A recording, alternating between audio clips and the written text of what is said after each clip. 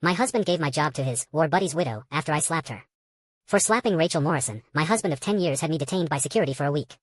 When I was finally released, the permanent position that was rightfully mine had been given to Rachel as compensation. When I confronted him furiously, he just frowned and snapped. If you hadn't gone to Rachel's workplace spreading lies about us, she wouldn't have lost her job. Besides, you slapped her. You should apologize and make amends. I nodded calmly. So you're saying that as the wife, I need to give up my career to apologize for slapping? Your mistress. Rachel clutched her baby and dramatically fell to her knees before me. There's nothing between Derek and me. Saying these things will drive me to suicide. I shrugged. Then go ahead. Chapter 1. The crowd fell silent. Outside the department store entrance, shoppers and employees stopped in their tracks. Hearing me tell Rachel to go ahead and kill herself, they all looked disapproving. Poor Rachel just lost her husband in Afghanistan. Derek's only helping a war widow, and his wife accuses them of having an affair.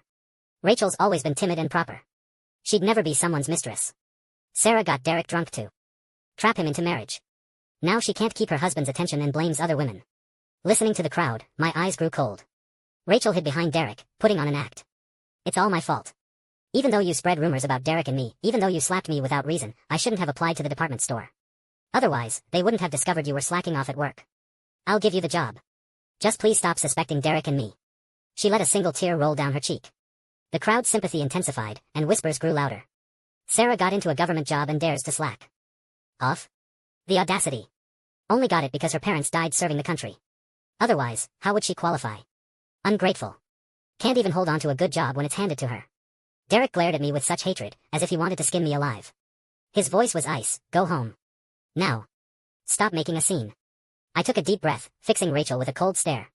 When exactly did I slack off at work? In my previous life, I'd gone straight to find my supervisor after being released from detention. But the supervisor tipped off Derek. Using his manager privileges, Derek had me detained. Again.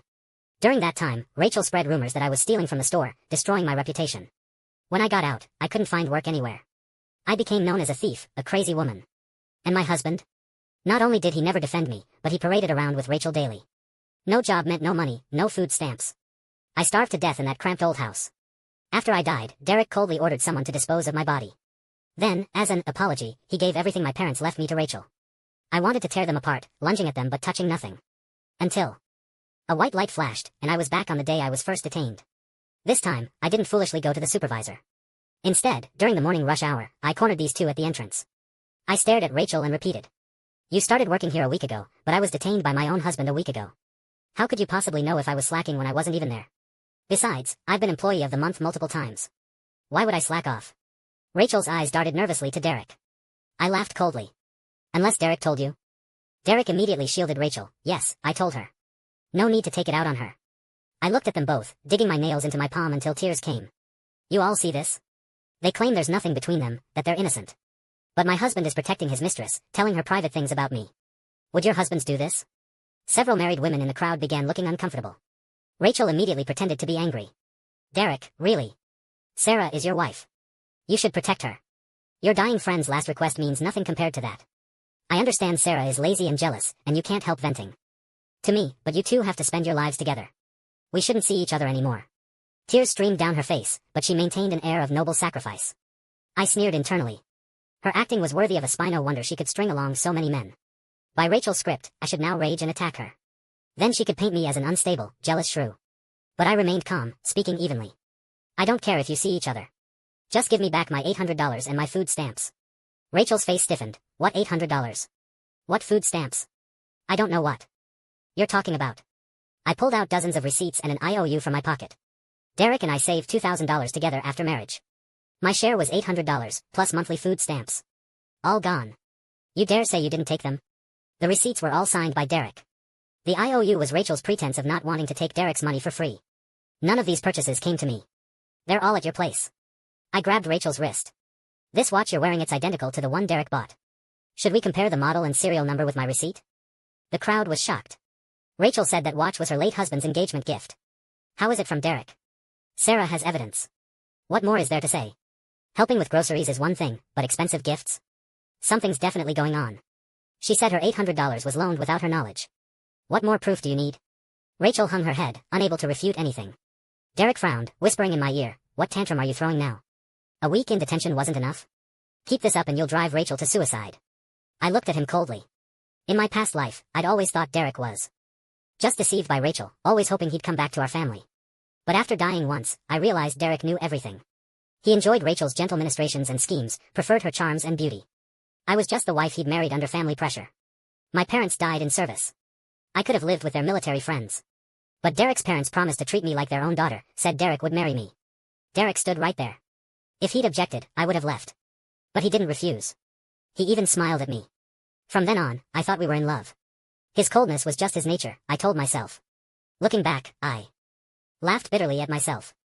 Derek's parents only wanted the prestige of raising a war orphan and my parents' death benefits. They never actually cared about me. Derek never cared either, hence the coldness. But he couldn't give up the benefits I brought, so he reluctantly married me. I looked at Derek with a sneer, let's divorce. His face darkened, what nonsense are you spouting? My evidence had already proven Rachel and Derek's inappropriate relationship. Now I was publicly demanding divorce. What else was there to understand? Sarah loved Derek so much. She wouldn't ask for divorce unless he went too far. Who asks for divorce? Over nothing? Derek must have done something terrible. Derek's chest heaved with rage. How long will you keep this up?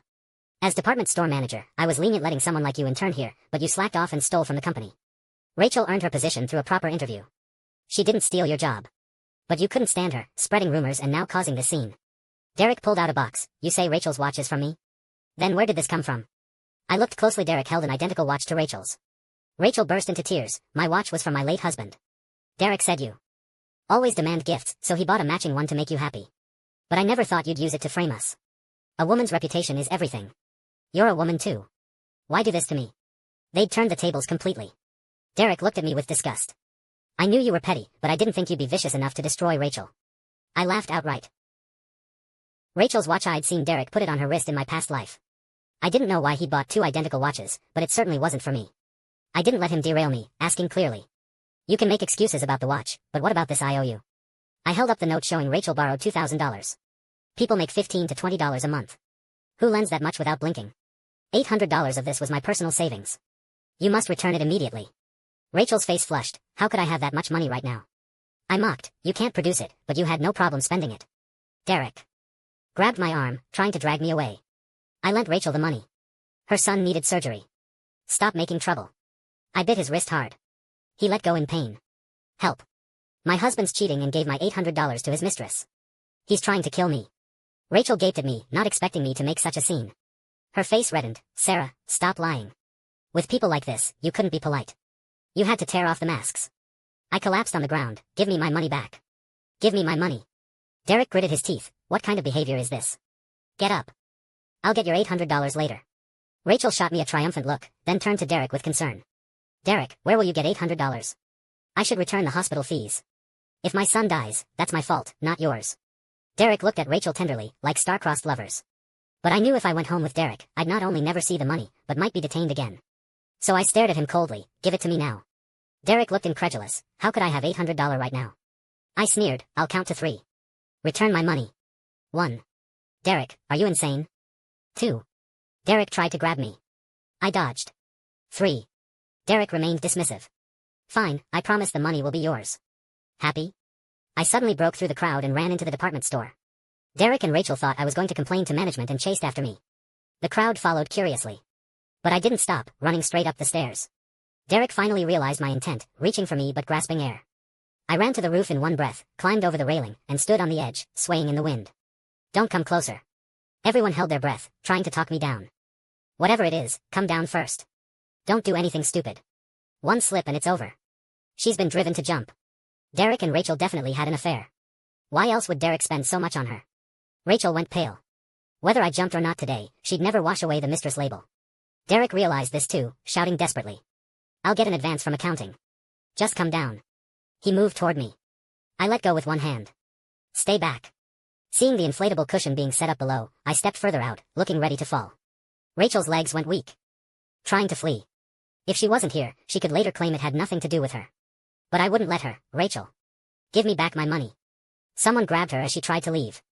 Sarah's about to jump. Give her the money. Rachel wanted to cry. She'd spent it all. Derek frantically borrowed from the crowd but only gathered $352. Come down first. I'll get the rest from accounting. I said no and stuck out one foot. Derek went white. I'm going now. Don't move. He ran downstairs and returned in 5 minutes, panting, with cash. Can you come down now? I tilted my head. With a smile, no. You must tell everyone the truth. I didn't slack off or steal. Explain how Rachel got the permanent position. Derek's eyes bulged. Don't push it. A slap hit the back of his head. You want to drive Sarah to death. Tell them. Derek shrank back. Mr. Harrison, why are you here? If I hadn't come, someone would be jumping from my store. You want me to go bankrupt? Rachel's legs gave out. She tried to hide. But I was quick. Rachel. Where are you going? Helpful bystanders caught her. This isn't over. Get Sarah down. The owner squinted at Rachel thoughtfully. Aren't you the employee hired last week? Didn't you say Sarah voluntarily gave you her position? That you were good friends? If you're friends, why is Sarah threatening to jump? Rachel went white, speechless. Derek spoke first. Sarah is my wife. She suspected Rachel and me, so she went to Rachel's workplace making baseless accusations, causing Rachel to lose her job. As Sarah's husband, I voluntarily gave Sarah's position to Rachel as compensation. Rachel looked at Derek with vulnerable affection. I watched coldly. Even now, Derek was still lying. Fine. No more saving face. You're lying. You two were having an affair. I slapped Rachel when I caught you. But you locked me up without explanation and gave my position to Rachel. What right did you have? Growing agitated, I pretended to jump. The owner panicked. The store had only been open 6 months. A suicide would ruin business. Don't jump. I'll give you another position. I shook my head at him. I only want justice. Rachel stole my position through improper means. She must give it back. I kept repeating affair and improper means. Rachel and Derek wanted to crawl into the ground. But I gave them no chance. I pulled out. My parents' medals. These are from my parents who died serving our country. The organization promised me a job when I grew up, taking pity on an orphan. But the job my parents died for was casually given away.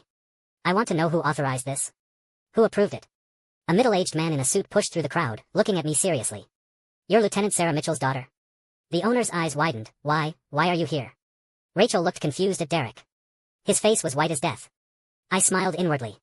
Finally, the person I'd been waiting for. Squeezing out tears, I looked at him in disbelief. Uncle James, why are you here? In my past life, today was when the organization sent someone for an inspection. That's why the supervisor immediately told Derek to detain me. This time, I made them face what they feared most. Before Uncle James could speak, I continued. When you brought my parents' last words, telling me to live well, I'm afraid I'm breaking that promise. My husband, for his friend's widow, not only gave away the job my parents died for but had me detained.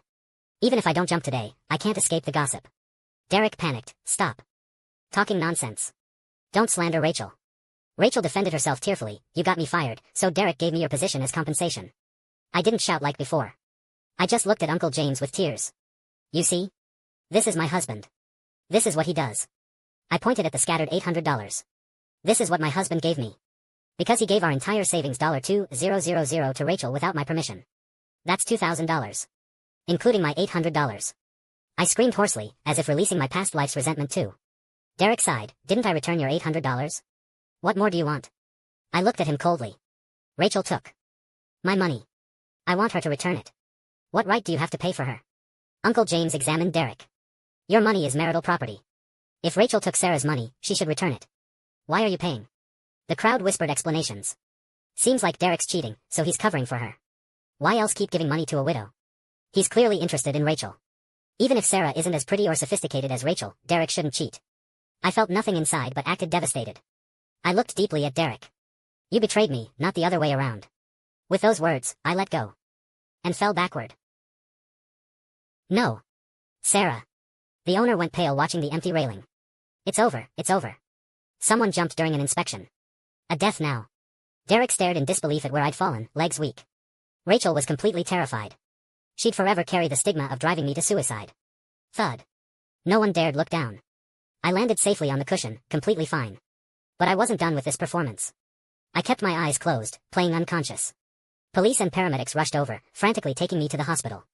I heard people condemning Derek and Rachel, heard Uncle James demanding an investigation. When I finally opened my eyes, Derek stood by my bed, face full of regret. I can't believe you jumped for me. Thank God you're okay. If you behave, I'll cut ties with Rachel. She has a permanent position now with steady income. She doesn't need my help anymore. I was disgusted but acted heartbroken. Leave. I don't want to see you. Derek grabbed my hand. I know you were jealous when you disrupted the store. Luckily you're fine. The owner won't pursue charges if you behave. We can still live together. In your dreams. Uncle James pushed open the door. I've investigated everything. You and that Rachel have been inappropriate since her husband died. Always out, never home, using Sarah's money and food stamps for Rachel. Despicable. Uncle James had been happily married for decades and hated infidelity. Plus, he was my parents' old friend and wouldn't let me be bullied. I looked at him tearfully. Uncle James, I want to divorce Derek. Can you help me? Before Derek could speak, the door burst open. His parents shouted. No divorce. Absolutely not. His mother slapped Derek. Such a good wife, and you don't cherish her. Are you insane? His father kicked Derek's knee, making him kneel before me. Apologize to your wife. Promise to treat her well. They performed perfectly, as if they loved me as a daughter-in-law. But I knew they just feared I'd claim my parents' death benefits in the divorce. $20,000 a fortune in those days. Derek's eyes flashed with humiliation, but he still knelt and apologized. I was wrong before. I shouldn't have given our things to Rachel without permission. But I swear, there's nothing between Rachel and me. You're the only woman I've ever been with. In my past life, would have been overjoyed. But now I understood. Even if Derek hadn't slept with Rachel, it was still cheating. He gave her my job, my money. He had me detained for her, not to mention countless times he wronged me for her sake. Uncle James wasn't fooled, what do you think? If you want to go back with Derek, I'll make him sign a guarantee. If he betrays you again, he'll face criminal charges. In those days, adultery meant prison. I looked at Uncle James tearfully. Uncle James, I still want a divorce. Derek froze in disbelief. Sarah, stop this. You love me so much. How could you really want divorce? You jumped because you were angry about Rachel and me. Don't say things you don't mean. His parents immediately tried persuading me. One day as husband and wife means 100 days of grace. Who divorces so easily? Besides, Derek explained and that widow have no relationship. He was just helping out of pity. As Derek's wife, you should trust him. Besides, it's not all Derek's fault. If you had a better temper, would Derek prefer sleeping elsewhere to coming home? His mother muttered complaints. Uncle James's face darkened. So your son's inappropriate relationship with another woman is Sarah's fault? I wasn't surprised. In my past life, she'd said the same things, claiming it was my fault for not keeping my husband. She constantly belittled me, saying, an orphan like me didn't deserve her son. Her attacks had made me doubt myself, even thinking Derek sought Rachel because I wasn't good enough. Now I understood the problem was Derek. As a married man, he shouldn't have helped another woman without boundaries. He had no right to give away my things to please Rachel. Seeing Uncle James angry, Derek panicked. My mother's just a simple woman who misspoke. Please don't take it seriously. Uncle James sneered, the apple doesn't fall far from the tree. Your behavior certainly matches your parents' education. I silently applauded. Uncle James could insult without cursing the mark of an educated man. His parents thought it was praise and smiled. We care deeply about education. We were always strict with Derek. It's only proper. Derek glared at his mother, stop talking. His mother preened at me, I'll teach you how to please your husband. Even Mr. James praised my education. Uncle James was speechless and called out, remove them. His mother couldn't understand the sudden change, trying to grab Uncle James's hand. He stepped back, looking seriously at Derek. I'll file the divorce papers for Sarah. Your personal conduct will be recorded. Derek went white, trying to explain as he was led out. His parents finally realized. They'd angered Uncle James, frantically asking Derek, what do we do? Before Derek could answer, a tearful Rachel rushed over with her baby. Derek, the baby's been vomiting since leaving the hospital. Can you help? For the first time, Derek showed impatience. This is a hospital. Just take him to register. Rachel whimpered with tears. I was fired. The store owner said the position wasn't mine. I only worked a week and have $2.80 to my name. Please help me once more. She looked at him pitifully, hoping he'd soften again. But before Derek could speak, his mother slapped her. So you're the homewrecker who seduced my son and ruined my daughter-in-law's marriage. After a dozen slaps, Rachel's face swelled like a balloon. Derek made a token attempt to intervene, then stepped aside. Uncle James and I listened to the commotion outside with matching expressions of annoyance. The department store owner brought Derek's termination letter to my room, firing him in front of Uncle James. Now Derek was truly panicked, but Uncle James had them removed. I looked gratefully at Uncle James, thank you for everything. He shook his head. Not for you, for everyone. The department store is a government position. Derek and Rachel's inappropriate conduct violates employment standards. Termination is appropriate. Rest well and return to work when you're better. The divorce will be finalized within a week. You can move back to your parents' house. I looked sad, I'm afraid I can't go back. Taking a deep breath, I said. When I was young, his parents offered to manage my parents' death benefits and house. None of it is in my hands. Uncle James frowned, those belong to you. What right did they have? Besides, you're divorcing now. They should return everything. I looked at him gratefully, thank you so much. With Uncle James's help, my parents' benefits, property, and belongings were all returned. Uncle James said Derek's parents initially refused, claiming I owed them for room and board all these years. Only when he mentioned that stealing from war orphans meant prison or execution did they scramble to borrow money and return the benefits. As a young woman alone, I could never have reclaimed these things. Only with Uncle James's help could I succeed cleanly. I tried repeatedly to thank him, but he refused, saying I should just live well. The first year after divorce, I faced gossip. Even knowing it was Derek's fault, people still blamed me. The second year, Derek married Rachel and found a new job. People said I'd made a fuss over divorce only to benefit Rachel. The third year, nationwide college entrance exams resumed. Through hard work, I got into my dream university, leaving them behind to start fresh. Using memories from my past life, I invested my parents' benefits in real estate and stocks, making a fortune. The old house was demolished in the 90s for a huge payout. By the new millennium, I was in my 50s. Now, no one says the divorce was my fault. Some even call me a visionary new age woman. Once, I accidentally saw a couple arguing on the street. They were red-faced, fighting over $1. One accused the other of wasting money, the other of not earning enough. I suddenly remembered during those years after exams resumed, there was a wave of layoffs. I heard Derek and Rachel both lost their jobs. Without skills, they could only do the hardest, dirtiest work. I turned and left without another glance. After all, they'd long been excluded from my life's path. The end.